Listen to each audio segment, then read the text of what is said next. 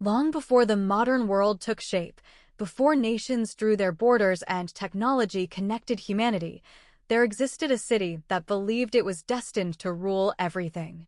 That city was Rome, and its story is one of ambition, power, betrayal, and an extraordinary rise followed by an unforgettable fall. The origins of Rome are wrapped in legend rather than clear history. It is said that two twin brothers, Romulus and Remus, were abandoned as infants and left to die, only to be rescued and raised by a she-wolf. As they grew older, they decided to build a city of their own, but ambition quickly turned into rivalry. In a tragic turn, Romulus killed his brother Remus and, in 753 BC, founded the city of Rome, naming it after himself. From its very beginning, Rome was born out of conflict, and that spirit would shape its destiny for centuries.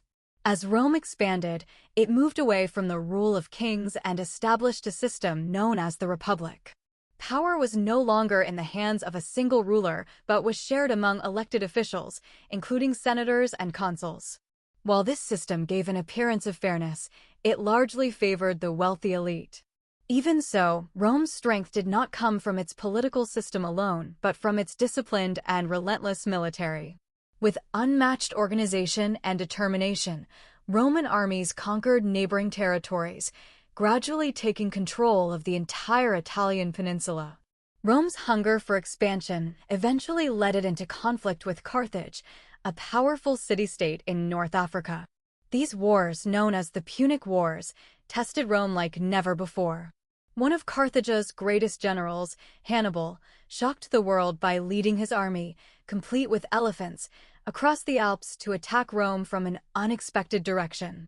Fear spread throughout the Roman Republic, yet despite heavy losses and near defeat, Rome endured.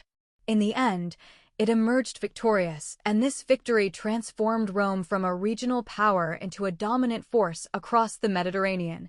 However, as Rome grew stronger externally, it became weaker internally.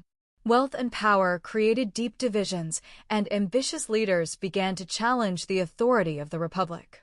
Among these leaders, one name stood above all others: Julius Caesar. He was a brilliant military commander and a charismatic figure who won the loyalty of his soldiers and the love of the common people.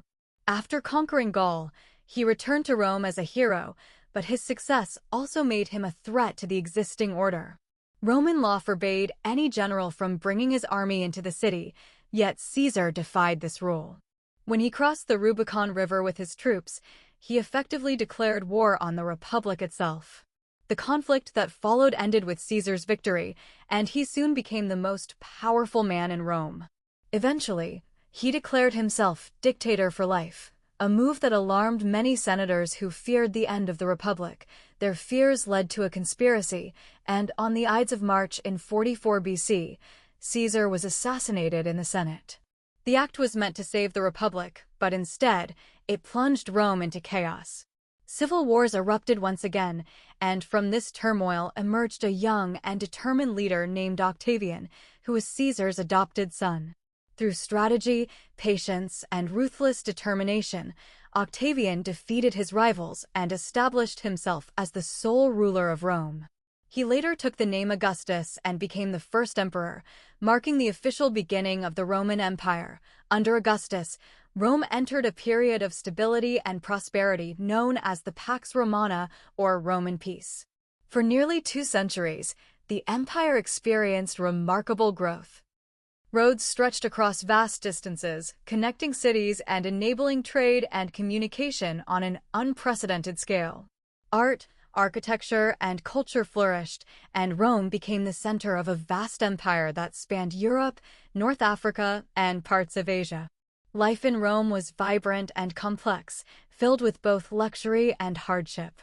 Massive arenas like the Colosseum hosted grand spectacles where gladiators fought for survival, and the government kept the population entertained with food and public events. Yet beneath this surface of glory, cracks were beginning to form. The empire had grown too large to manage effectively, and corruption weakened its institutions. Some emperors ruled wisely, but others were cruel, unstable, or simply incompetent.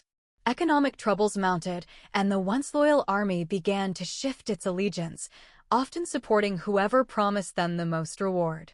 At the same time, external threats increased as various tribes began to challenge Rome's borders. In an attempt to restore order, Emperor Diocletian divided the empire into two parts, the Western Roman Empire and the Eastern Roman Empire. While this division helped manage the vast territories, it also marked the beginning of a permanent split. The Eastern Empire, which would later be known as the Byzantine Empire, remained strong and continued for many centuries. The Western Empire, however, struggled to survive and internal problems worsened. The Western Roman Empire gradually collapsed. In 476 AD, a Germanic leader named Odoacer removed the last Roman emperor from power. This moment is often considered the official end of the Western Roman Empire. The mighty civilization that once ruled much of the known world had fallen. And yet, Rome never truly disappeared. Its influence continued to shape the world in profound ways. Roman law became the foundation for modern legal systems. Latin evolved into many of today's languages, and Roman architecture and engineering inspired generations to come. Even the idea of organized governance owes much to the innovations of ancient Rome. The story of Rome is not just about its rise and fall, but about its lasting impact on human civilization. It reminds us that even the greatest empires are not immune to decline, but their legacy can endure far beyond their existence. In the end, Rome was more than an empire.